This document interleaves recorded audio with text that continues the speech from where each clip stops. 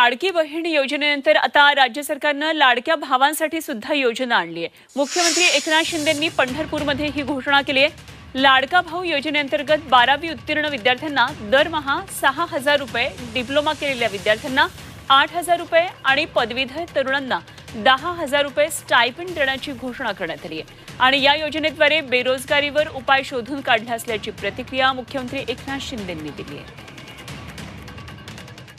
तर राज्य सरकारची महत्त्वाकांक्षी योजना अर्थसंकल्पामध्ये जाहीर झाली, ती म्हणजे लाडकी बहीण योजना। महिलांसाठी खास योजना राज्य सरकारनं घोषित केली।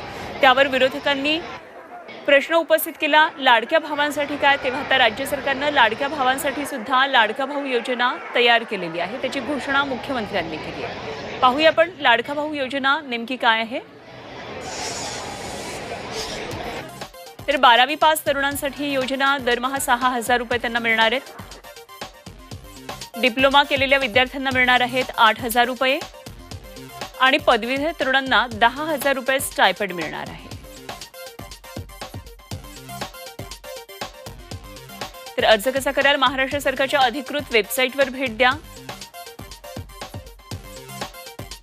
नवीन वापरकर्ता नोंदणी पर्यायावर क्लिक करा। फॉर्ममध्ये नाव, पत्ता आणि वयोगट भरा। आवश्यक कागदपत्र अपलोड करा।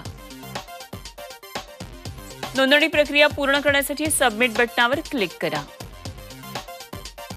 कागदपत्र लागणार आहेत: निवास प्रमाणपत्र, शैक्षणिक पात्रता, यामध्ये असेल मार्कशीट, मोबाईल क्रमांक, पासपोर्ट आकाराचा फोटो आणि ईमेल आयडी।